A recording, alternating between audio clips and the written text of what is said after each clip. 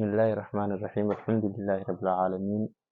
والصلاة والسلام على سيدنا وحبيبنا محمد صلى الله عليه وسلم kusoo dhawaada channelkanaga cabdi kaahiye cabdi oo aalaba ku barateen maadooyinka sayniska gaar ahaan xisaabaadka iyo fisikska iyo casharo la halmaala kombiyuutarada. Okay, maanta waxaan rabnaa inaan sii gabagabeyno ama aan sii gudagalno casharkii double angle identity meeshuu noo joogay ayaan kasii wadaynaa insha Allah. Example 1.13 ayuu joogay sida shaashada idinka muuqato. Example-kan wuxuu leeyahay simplify each expression waxaad fududeysatay wixii walba lagu siiyay a cos square 7x minus sin square 7x. markaa fiirsid expression-kan markaa fiirsid immediately waxa ku soo dhacay waxa waaye inuu expression-kan uu yahay identity lagu furfurayo cos oo double angle ah. Okay, marka hadduu yahay identity oo lagu furfurayo cos oo double angle ah, markiisa hore uu saan ahaa cos 2x is equal to cos square x minus sin square x. markaa u fiirisid expression-kan iyo identity-gan way shabahan. Therefore waxaan sameynaynaa expression-kan waxaan ku celinaynaa root identity-ga ayaan ku celinaynaa oo ah cos oo double angle ah. Therefore waxaan leeyahay cos square 7x minus sin square 7x macnaheedu waxay tahay cos oo double angle ah ayay la eg tahay. Therefore meeshan 2x ama theta ayaa la eg 7 x ayaa waxaa la eg ama theta ayaa la eg 7x. Therefore waan ku bedelaynaa waxaan leeyahay cos 2 bil furo 7x soo qaado 2 times 7 waa 14. marka waxay la eg tahay cos 14x ayay la eg tahay cos 14x ayay la eg tahay expression-kan. Okay, example qaybtiisa b ayaan u gudbaynaa oo ah sida tan ay u qoran tahay sin 15 degree oo ku dhacsan cos 15 degree. tanna markaa fiirisid immediately indhaha markaa qaac ku siisto waxaa kuu soo bixayso in ay identity u tahay sin oo double angle ah, sababtoo ah sin oo double angle ah saan lagu furfura. Okay, sin oo double angle ah qaacidadiis muxuu ahaa sin 2x waxay la ekeyd 2 sin x cos x ama 2 sin theta cos theta. qaabkan ay u qorneen. marka expression-kan inaan u qorno waaye qaabkan, faansaarkan inaan u qorno waaye qaabkan uu double angle-ka identity-giisu uu ku yahay. markaan rabno inaan u qorno waxaan u baahannahay inaan xoogoo yar meeshan change yar ayaan sameynaynaa, isbedel yar ayaan halkan ku sameynaynaa mas'alada oo sin 15 degree cos 15 degree. waxaan sameynaynaa expression-kan waxaan la ekeysiinaynaa identity-gan ayaan la ekeysiinaynaa oo waxaan sameynaynaa haddaan horgalo aan u sameeyo 2 loo qaybiyo 2 aan ku dhufto sin 15 degree cos 15 degree. expression-kan qiimihiisa value-giisa waxba iska bedelaya sababtoo ah 2 hadaa 2 u qaybiso waa hal sin 15 cos 15 hadaa ku dhuftid sin 15 cos 15 ayay ku siinaysaa. qaybtan ayaan sii furfurayaa, waxaan u kala dhigayaa half lagu dhuftay 2 sin 15 cos 15. Okay, half lagu dhuftay 2 sin 15 cos 15, half haddaan 2 ku dhufto 1 times 2 waa 2 all over 2 waaye 2 all over 2 1 waaye. weli waxba isan bedelin, laakiin expression-kana heerkan la rabay waan la gaaray oo ah waxaan u baahanahay in expression-kaygu uu noqdo half oo ku dhacsan 2 sin 15 cos 15. identity-ga hadda uu iswaafaqayo ama uu isbuuxinayo. haddaa u fiirsid meeshan identity-ga waxa u horeeya waa 2. marka meeshan markaan u fiirin identity-ga hadafkan ka lahayn waan ka gaarnay. Therefore waxaan ka dhignay sin oo double angle. Okay, meeshan qaybtan waxaan ku bedelayaa half sidiisa usoo qaado lagu dhuftay sin 2 theta meeqay la eg tahay 15 bay la eg tahay, theta waxay la eg tahay 15. Okay, ustaad ku wareeri meeshan sin 2 ga halkee ka keenay? waxaan ka keenay waxaan dhahnay expression-kan ayaa wuxuu la eg yahay ama identity-gan ayaa wuxuu identity u yahay sin oo double angle. marka maadaama ay iswaafaqayaan meeshan waxaan ku bedelayaa 2 sin x ayaan ku bedelaa waa kana 2 sin x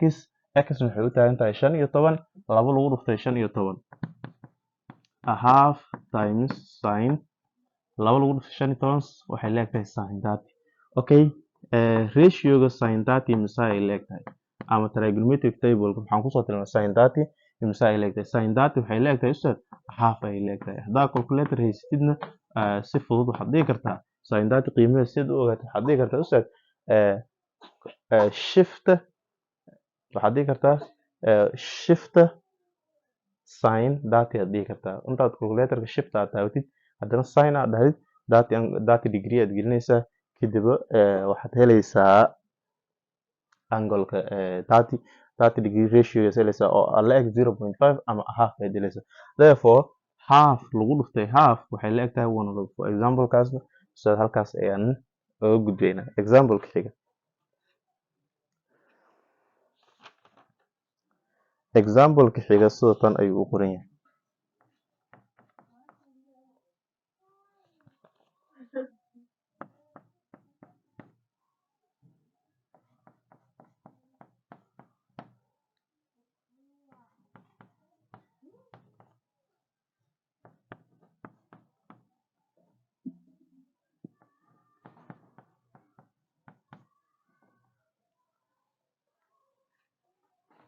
okay write sin 3x in terms of sin x example saan ayuu u qoran yahay ustaad sin 3x ayaan waxaan u qoraynaa in terms of sin x micnaheedu waxay tahay sin 3x waa inaan furfurnaa kadiba aan wixii aan ka bixinaa sin bis aan kusoo reebno waxaan sameynaynaa sin 3x waan kala qaadaynaa ustaad waxaan u kala qaadaynaa waxaan fiirinaynaa markaan angle ahaan aan la tacaamulayna tusaale haddii angle sin 15 degree la isiiyo waxaan dhihi jiray 45 minus 30 ay ku imaataa soo maan yes haddii la isiiyo 75 degree waxaan dhahay 45 plus 30 ay ku imaataa soo maan yes okay kan waxaan sameynayaa marka wuxuu la egyahay sin-kan waxaan u kala qaadi karaa ama u kala jebin karaa sin 2x lagu daray x sidaan ayaan u kala jebin karaa wuxuu la ekaanayaa sin-ka 2x plus x 2x plus x waxay ku siinaysaa 3x therefore halkan waxay leegtahay sin 3x okay hadafkan leenahay waxaa waaye angle-ka inaan ka dhigno compound angle inaan ka dhigno hadda wuu noo yahay okay hore waxaan usoo tilmaamnay sin see lagu furfuraa sin oo double sin waxaa lagu furfuraa sin cos sin saan lagu furfuray angle-kana kala c 2x x gudaha waa plus waxba iska bedelay 2x x sidaan u kala c okay ustaad halkan markaan joogno waxaan sameynaynaa meeshaan ayaan furfuraynaa sin-kan waxaan ka bilaabaynaa inaan kala furfurno tibix weliba waan dul istaagaynaa okay sin-kan ka bilaabaynaa sin 2x sin oo double angle ah waxaa lagu furfuraa 2 sin x cos x marka meeshaan waxaan ku bedelayaa 2 sin x cos x oo ku dhacsan cos x taas ustaad okay plus tanna sidaad u qoro waa cos 2x sin x okay ustaad haddana waxaan bedelaynaa cos oo double angle ah meeshaas ku jirto cos 2x ayaa meeshaan ku jirta waxaan soo qaadanaynaa saddexda identity midda sin-ta kelix ku jirto aan soo qaadanaynaa oo ah 1 minus 2 sin square x halkan waxaan ku bedelayaa marka 1 minus 2 sin square x inta kale sideed usoo qaado 2 sin x cos x oo ku dhacsan cos x plus meeshan double-ka ah intaas ku bedel oo ah 1 minus 2 sin square x oo ku dhacsan sin x ustaad wax kale ma sameynin kelitu meelihii double angle-ka ahaa ayaan bedelay meeshaan sin oo double bay ku jirtay identity-geedaan ku bedelay meeshaas waxaa ku jira cos oo double ah identity-giisa ayaan ku bedelay okay hadda waan fududaynaynaa marka cos iyo cos halkan way isku dhacayaan 2 sin x cos lagu dhuftay cos waa cos square x plus kan tibixdaana fududay sinka wuxuu ku dhacayaa bracketka gudaha wuxuu noqonayaa sin x macnaha sin times 1 waa sin x minus sin times 2 sin square waxay noqonaysaa 2 sin cubic x ay noqonay okay in terms of sin aan laga rabaa ogow su-aashu waa in terms of sin halkan waxaa ku jiro cos square ku jirto waa inaan ka saarnaa cos square halkaas okay sidaan aga saaraynaa cos square cos square x wuxuu leegyahay ustaad identitygii hore aan soo qaadan oo tilmaamay cos square x plus sin square x inuuna siinayo 1 identity noocan ayaa jiray marka kullama cos aan rabo sinkan dhinaca soo marina marka coskoo laba jibaaran wuxuu la ekaana 1 minus sin square x meeshan waxaan ku bedelayaa marka 1 minus sin square x oo micnaheedu ay tahay 2 sin x bilfur 1 minus sin square x saane marka kuwa kale sidooda u qor plus already waan fududay meeshan plus sin x minus 2 sin cubic x halkaanan jooga ustaad aad meeshan ayaan rabaa inaad aad ila fahantid meeshan waxaan dhahay cos square ayaa ku jirto soo maahan yes cos squaredaas inaan ka saaro ay meeshaas see aga saaraya waxaan aga saaraya single trigonometric functionka koowaad ayaa wuxuu tilmaamaya cos square x plus ama cos square theta plus sin square theta waxay la egtahay 1 ayay la egtahay okay identitygan waxaan ku heli karaa cos oo double waan ku heli karaa sin oo double waan ku heli karaa marka cos markaan u baahanahay sinkan dhinaca kale mirinayo wuxuu noqonayaa cos square x is equal to 1 minus sin square x marka sidii expressionka waan ku bedelay okay halkaan markaan joogo waxaan sameynayaa marka sideeda iigu soo qor intaanan fudaynin sideeda usoo qor waan soo guurinaa 2 sin x bil furan 1 minus sin square x plus sin x minus 2 sin cubic x okay bracketkan aan ku furo sinkan 2 sin x times 1 waa 2 sin x minus 2 sin x times sin square x waxay noqonaysaa 2 sin cubic x sinkan iyo sinkaas squarean ayaa isku dhacay inta kale sideed u qor plus sin x dheh minus 2 sin cubic x collect like terms kuwa powerka ay wadaagaan power sharing ay sameynayaan isku dhinac ku qor halkan waxaan haystaa marka 2 sin x oo power aan lahayn ama power 1 ah oo sin x oo iyadana bila power ah labadanna waa isku power sin power sin cubic minus 2 sin cubic okay labadan isku dar waxay noqonayaan 3 sin x 2 sin x plus sin x waa 3 sin x minus 2 sin cubic x minus 2 sin cubic x waa minus 4 sin cubic x ustaad example-kan waxaan u qornay in terms of sin waxaana ka soo qaadnay sin 3x ayaan ka soo qaadnay macnaha waxaan ka saarnay function weliba soo gali kara ayaan ka saarnay ilaa ugu dambeyn ay noo soo baxdo 3 sin x minus 4 sin cubic x okay taas waa isla fahnay umale example-ka ugu dambeeya double angle identity sidaan ayuu u dhigmaa example-kan waa example aad u dheer waaye oo application question ah example-kan waan aqrin doonaa kadib waan xalinaynaa maadaama uu aanan awoodin inaan sabuurada ku qorno if a toaster haddii kuleelasada makiinada kuleelasada loo isticmaalo splaft lagu isticmaalo inta common household outlet haddii lagu isticmaalo makiinadan kuleelasada guryada lagu isticmaalo danabkeeda the current consumed danabka ay isticmaalayso ama the wattage consumed heerka awoodda isticmaalayso oo danabka ah is not constant ma ahan mid siman ma ahan instead it varies laakiin way isbedbedeshaa at a high frequency rikaad aad u sareeya ay isku bedbedeshaa according to this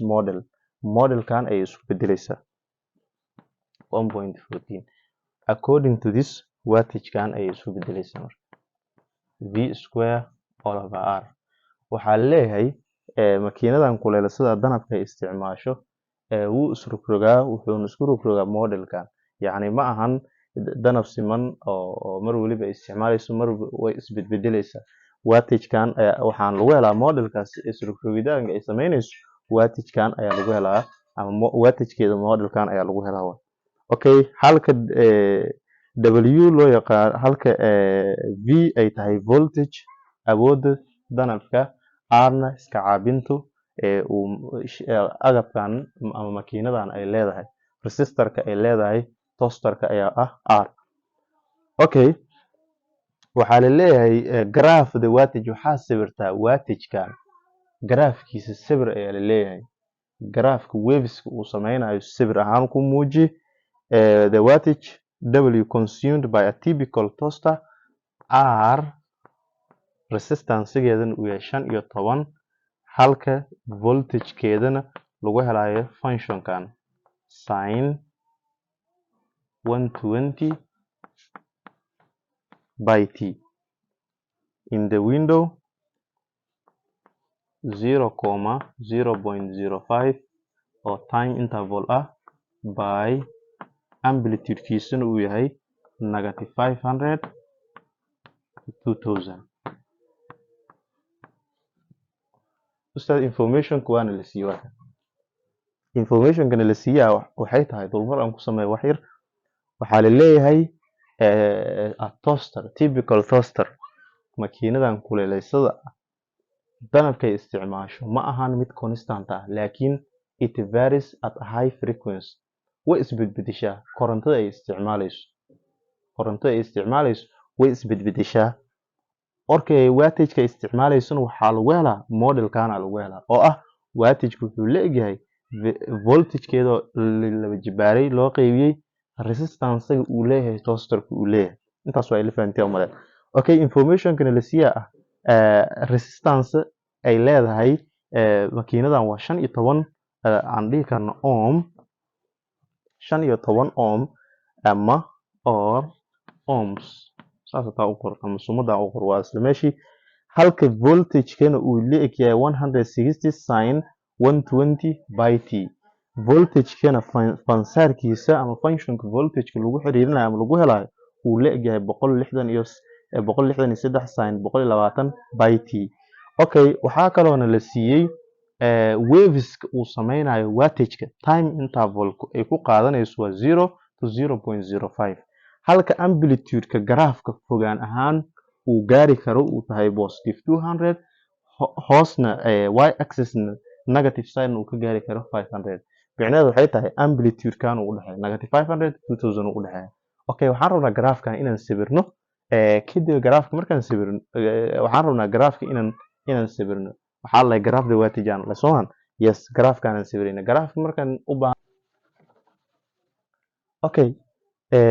haddii aan rabo graafka information-kan la siiyay haddaan rabo inaan graaf ku muujiyo waxaan u baahanahay ustaad waxaan u baahanahay laba shay aan u baahanahay amplitude-kan la siiyay ma caddo waxaa lahay amplitude-ku wuxuu u dhaxeeyaa in between -500 to 2000 amplitude-ka ma ahan amplitude qeexan ma ahan okay maxaan kaloo u baahanahay waxaan kaloo u baahanahay inaan ogaado number of waves graafka uu sameynayo graafka imisa wave ayuu sameyn karaa imisa cycle ayuu sameyn karaa graafka waa qodobka kale aan u baahanahay okay waxaan leenahay information-kan yar oo haysano wattage-ka wuxuu leeyahay wattage-ka maadaama lagu helo v square v-na ay tahay 163 sin 120 by t square all over 15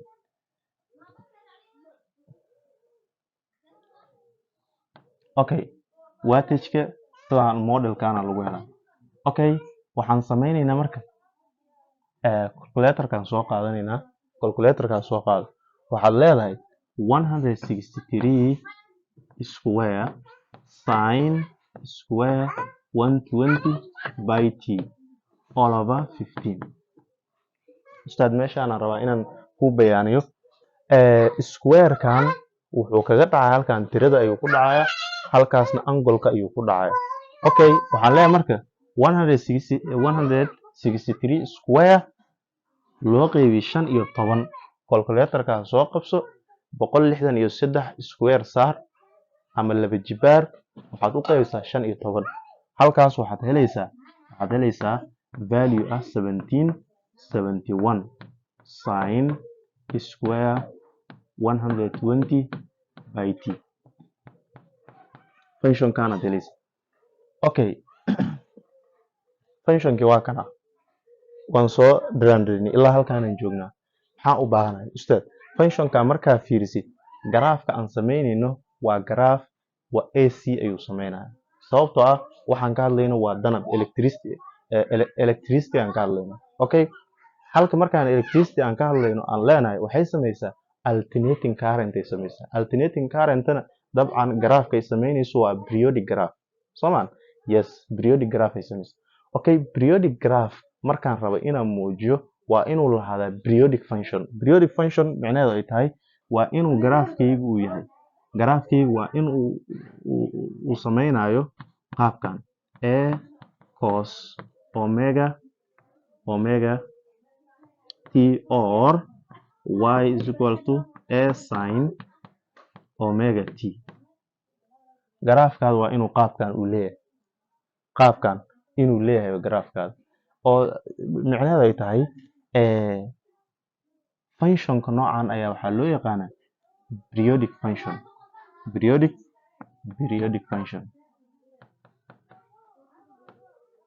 waxaa laga yaabaa ustaad inaad isweydiinayso maxaa naga galay periodic function inuu garaafka noqdo. Yes, waa su-aal aad u fiican. Okay, periodic function inuu noqdo garaafkaada waxa kugu kalifaya waxay tahay sinka square baa saaran. maadaama sinku square uu saaran yahay kuma xallin karno functionkan sin square saaran. Therefore waxaan u baahannahay functionkan inuu u qornaado qaabkan periodic functionka inuu u qornaado. markuu periodic function aan ka dhigno waxaa inoo fududaanayso inuu noo noqdo functionka anaga inuu sameyn karo periodic graph inuu sameyn karo. Okay, marka meeshaan ayaan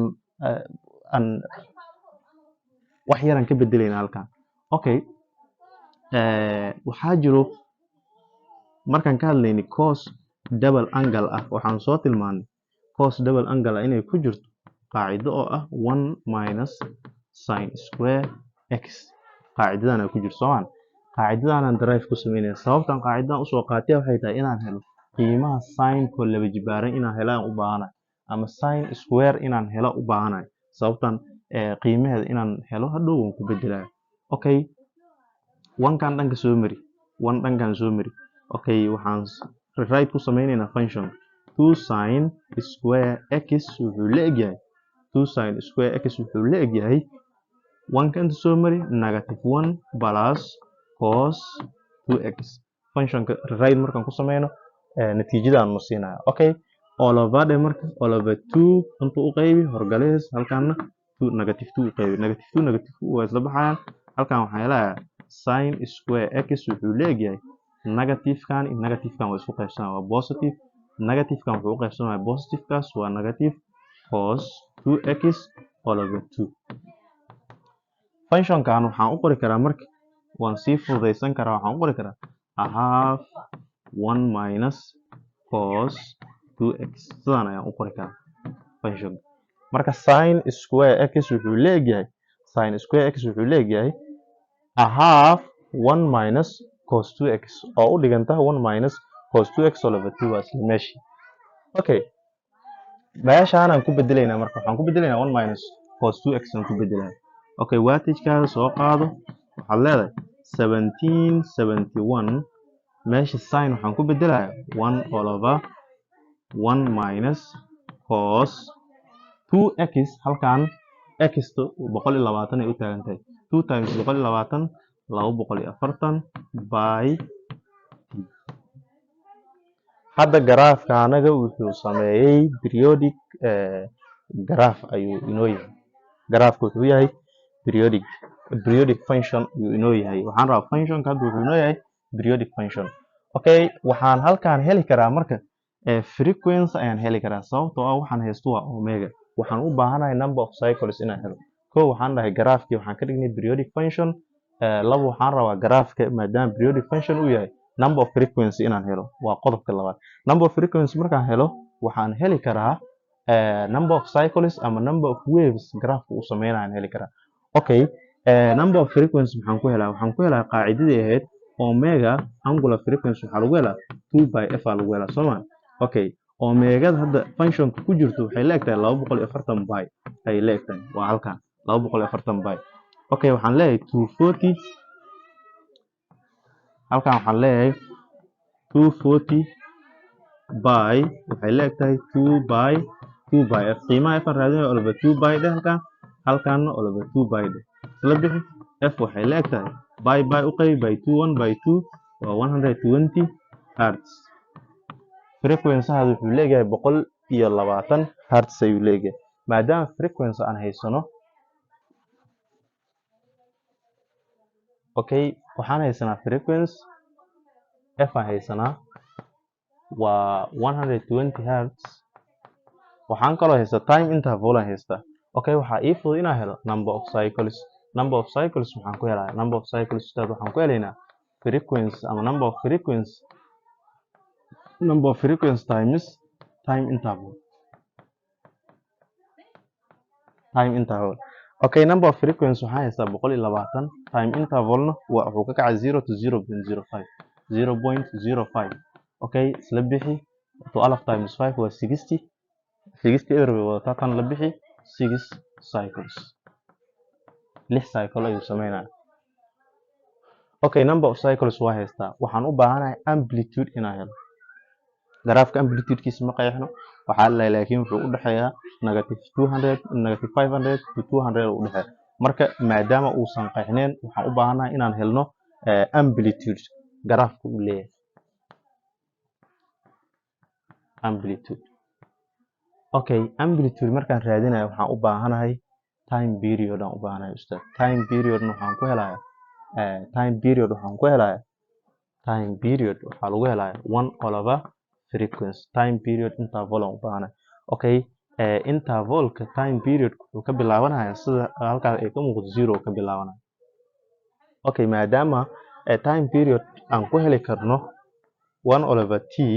1/f aan ku heli karo f na aan haysto 120 halkan wuxuu la egyahay 120 timeka ugu horeeyay waxaan helaynaa 1/120 okay 0 ilaa 1/120 frequency-gan hadduu isiinayo average-kooda ma heli karaa yes average-kooda waa heli karaa average time period wuxuu isiinaya 0 plus 1/120 loo qeybiyey 2 oo isiinayso 1/120/2 oo la eg 1/240 okay 0 ilaa 1/120 average-ka wuxuu u dhaxeeyaa intaas u dhaxeeya okay ustaad waxaa waaye meeshaan rabaa inaan ku jilciyaan rabaa waxaan raadinayaa waa amplitude markaan raadinayso waa inaan heshaa time period yani intervalka waqtiga uu isiinayo okay timeka 0 uu ka kacayaa 0.05 uu gaaraya maadaama frequency 120 ay haysto waxaan heli karaa time periodka ileen t waxaa lagu helaa 1/f f na wuxuu leeyahay 120 halkan waxay siinaysaa 0 ilaa 120 0 ilaa 120 average-keeda ma heli karaa yes waa 1/120 loo qeybiyey 2 oo la eg 1/240 okay wattage-ka uu ahaa 1771 oo ku dhacsan sin square 120 by t functionka saan waa time period-ka ugu horeeyay waa 0 aan ku bedeli marka 1771 oo ku dhacsan sin square 120 by t hadda time period-kada waxa u horeeya waa 0 halkan 0 ku bedel okay waxaan 0 ay ku dhacaysaa waxay leegtahay 0 bay leeg yani 0 times ampan kala soo hartay 0 bay leeg waa amplitude-ka koowaad ama eeda koowaad wattage midka labaad aan raadinayna 1771 oo ku dhacsan sin square 120 by t okay a2 waxay leegtahay 1771 sin square 120 by t da labaad waxay leegtahay 240 meesha aan fudud by 120 waa 1 by 120 waa 2 by 180 waa 2 u qayb 90 ay noqon sin 90 meeqay leegtahay sin 90 waxay leegtahay ustaad 1 bay leegtahay 1 waxaad ku dhufataa 1771 siinaysa 1771 okay wattage-ka amplitude saddexaad waxaan ku helaynaa sin square 120 by t okay amplitude saddexaad wuxuu leeyahay 1771 oo ku dhaxsan sin square 120 by all over 1 over 120 okay by 120 waa 1 by 120 waa 1 okay halkan waxaa haysa marka by meeqay leegtahay ustaad sin by waa 180 sin by meeqay leegtahay sin 180 meeqay leegtahay 0 bay leegtahay sin 180 waxay leegtahay 0 0 times 1771 waxay ku siinaysaa 0 amplitude-kayga waan helay waxaan helay garaafka fogaan intuu gaarayo soo laabashadana hoos intuu gaarayo waan helay okay wuxuu gaaraya garaafka fogaan wuxuu gaaraya 1771 kor uu aadaya soo noqoshada wuxuu ka kacaya 0 1771 uu gaaraya wuxuu ku soo laabanaya 0 okay continue saas soo hadda waxaan sawiri karnaa garaafka in sawiri karnaa okay hoos waxaan dhahnay waa negative 500 korna wuxuu gaari karaa 2000 a point here meel bar meelahan ah 1771 u qaadanayna halkan waa 0 okay number of cycles graafku uu sameynayo waxaan dhahnay waa 6 cycle uu sameynayo okay aan dhahno 1 waa garaafka koowaad 2 3 4 5 6 0.05 ustaad garaafka anagu wuxuu sameynayaa garaaf noocan oo wuxuu ka kacay 0 1771 uu gaaraya 0 uu kusoo laabanaya saas 6 cycles saas ayuu ku sameynaya ustaad marka example-kan wuxuu ahaa example-kii ugu dambeeyay double angles identity insha Allah waxaan bilaabaynaa half angle identity